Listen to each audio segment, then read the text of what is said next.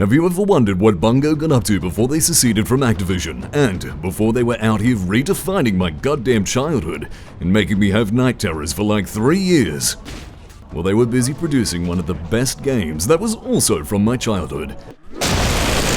A game that forever got me attached to the RTS genre when I was only 4 years old. It's called Myth: The Fallen Lords, and it's a game. Myth has to be one of the most influential games to me because after experiencing the hardships and victories this game puts you through, I was hooked on games forever. Myth is a real-time strategy released in 1997, a year when everyone and their mums was making these kinds of games. In the same year that Age of Motherfucking Empires appeared. Pardon my French. So today, I'll be reviewing this game that's near and dear to me. I still have my 22-year-old copy of the game.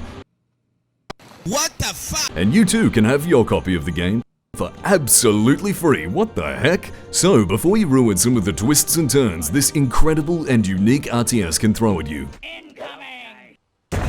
You fucking idiot dwarf, I told you to attack the Solus. Go download it. And for all of you dodo brains like me out there, I'm gonna do a 30-second install guide at the end of the video. Skip to this timestamp to see it. Enough up and about, on with the video. Where to start with this gem? Well, we can start with the setting. Myth takes place during a grand war for survival between what's left of humanity and all of its merry friends, and the dark, represented by the 7 fallen lords. And humanity is losing, and by losing I mean if we lose one more goddamn city, it's GG forever. We all know the battle for Madrigal will decide the fate of all the northern lands, and that if it falls, we will soon have nowhere to retreat but the ocean. You play as the Legion, an elite group of men and men affiliates trying to beat the Fallen Lords and their master, Balor. The narrative in Myth gives me Lord of the Rings vibes. It's a fairly traditional fantasy story, but the grim and bleak nature of winning a seemingly impossible war is gripping to say the least. Your army of humans, archers, subhumans, shrub-humans, gurus with essential oils, Scottish people, and walking weapons of mass destruction versus every human who ever died, the spirits of every human who ever died. Fast, scary boys, bloats who freeze people in place if they aren't first killed by the Nurgle rot. Run.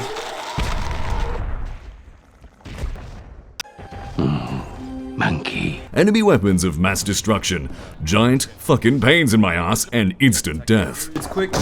So it's safe to say that the forces of good have the odds stacked against them, especially when the big bads leading them consist of sorcerers, some 1,000 years old, an immortal who's into body mods, a necromancer, and a transient divinity reincarnating into the body of the hero who defeats him in a previous age, becoming stronger every single time, who's bound the fallen lords to himself and is also wearing a set of impenetrable armor. Yeah, that sounds about right. Just the perfect level of grimdark to get me into a series. You must lead your legion through an ever more hopeless campaign against the darkness, performing daring feats or save scumming until you do in order to create the smallest chance to defeat Balor the Leveler and save the world. The gameplay in Myth is tight for an RTS from 1997. You command a set series of units. There is no base building, just what you're given and the occasional reinforcements. 2 units received. Which you shouldn't count on getting used to. You must use each of your men effectively, or have them die trying. You got a task to perform. I've got it. A goal to achieve before you can get a win condition and move on to the next level. The game will force you to use your men wisely. Micromanaging many dudes at once seems like a tall order, but at least the game gives you some options to help you control them all effectively. Though there have been plenty of times where my dwarves have gotten everyone killed by sheer Rube Goldberg levels of stupidity. Every man has a purpose, every unit a feature that makes them worth using. Except for warriors, fuck those guys, I want more berserkers because they're OP. You can definitely feel the love and care Bungo put into making Myth a unique experience. Most levels have some sort of gimmick you have to work with or figure out in order to win, and they make each level endearing. It's totally weird when you get a normal go here and do this kind of level 70% into the game, after completing a level where you play as an invisible manlet on a quest to nuke every gorilla on the map, and before the best defend the hill mission I've played in a long time. Some of my favorite levels are Ambush at Devil's Overlook, where you must use like 15 dwarves and a fuck ton of explosives to eliminate waves of oncoming solars. A level where you and the boys seemingly obliterate a small army on your own. Yes. Another Defend the Hill level, the first time you encounter a shade. Calculating chances of success. 0%, you reckon? Casual. and a super secret level that only the bestest gamers ever, i.e. me, can get to. All of the levels are integral to the story and provide a sense of upping the stakes each time. The opening to each level is accompanied by the often foreboding and beautiful journal entries that prep you for what's to come. Sunday, May 23rd, near Mirgard. These journal entries become more and more of an update on the war effort as you continue. You have no idea how small it makes you feel to be poking around the ruins of an abandoned town looking for the shriveled arm of the second or third most powerful sorcerer in living memory. Expanding the seemingly deep lore with each level, learning about long-dead races, discovering just how close to losing you are. Each hour brings us closer to Balor's fortress, and almost certainly to the end of our own lives. Foretelling the deaths of thousands of men, and even telling you that even though you've almost won, you've actually lost the final bastion defending the home front. Before he left, Ulrich told us that Madrigal had fallen. That info is delivered as a footnote. The final defense, the last city that could hold on against the armies of the fallen lords. That city, falling, is just one foreboding line at the end of a journal entry on the third last level. That is just good writing and sets the tone for the last few battles. It's now a race against time to defeat the fallen lords before the last of humanity, thousands of miles away from where you are now, is extinguished. And all of this is delivered to you through a single line. God, I love this game. Part of why the gameplay is as gripping as the story is because of the choices you make as you go about trying to win. The units you have provide a lot of the variety in your approach. You can have an amazing game where you feel like a tactical genius, or end up laughing at yourself at just how quickly everything went to shit. Save often is my pro tip. Myth has a lot of stuff going on that gives it a vibe of true authenticity. The sound design is chilling and brutal. Casualty.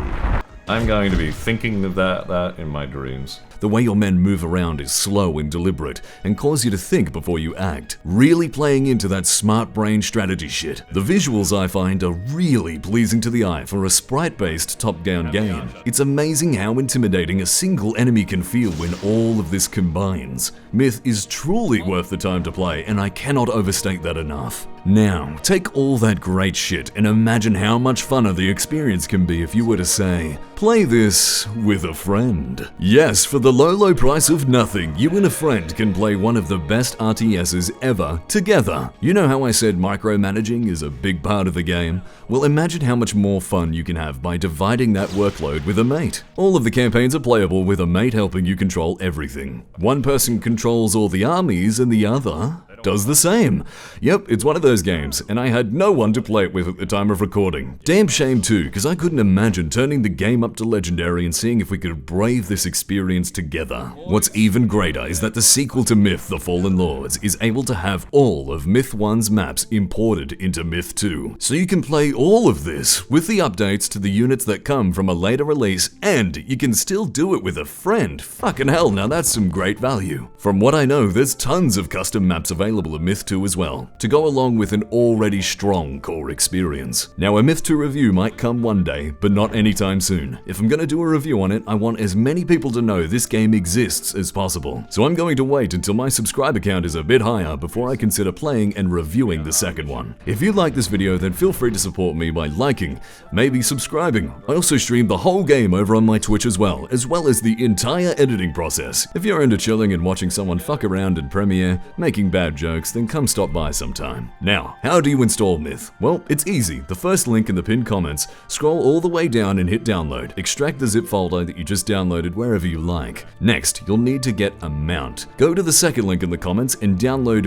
WinCDEMU and install it. Once installed, you should be able to right-click this file and see this option. Click it, hit yes or OK or whatever it asks you. Now, go to my computer and you should see Myth is there as if it was in your CD drive. Double-click and install it. Once done, go back to the original folder you extracted and run the file which updates the game. This lets it run on your monitors in its preferred aspect ratio. If you don't do this step, you'll have your game running on the typical resolution of 1997. Lastly, if you're getting this issue when you try running the game, it's because you haven't mounted the file like I showed earlier. The game only runs if this file is mounted. Create a shortcut of the application found in Myth's install location, and you're done. Have fun, and thanks again for watching.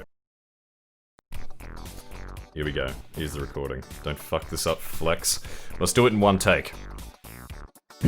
Hello, thank you again for watching my video. And yeah, I had a lot of fun making it. I hope you had a lot of fun watching it. And if you want to see how I made it, then you can come over to twitch.tv/flexoffunk.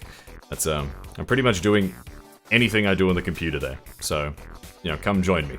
The next review is going to be For Honor. I'm hoping I can get it done before Halloween, because if Team Fortress 2 does a Halloween event this year, if they update their game, I want to do like a spooky Halloween Team Fortress 2 review kind of thing. Not the whole game. Jesus Christ, that thing is too big. Just that bit. So, yeah, thank yous all again for watching. It means a lot that you watch this video. And, yeah, maybe I'll review Myth of Fallen Lords 2 down the line. Don't count on it. We've got to wait for them subscribers first. The reason why is that I want as many people as possible to play this lovely game. And it'd be much better to wait until I have as many people watching it as possible. And, yeah. I'll see you all later, and get used to the webcam. I can't get rid of it. If I'm going to stream, the webcam has to be on. I can't separate the files. It's webcam on or webcam off. There is no other choice. So, obviously, choose the other one. See you later!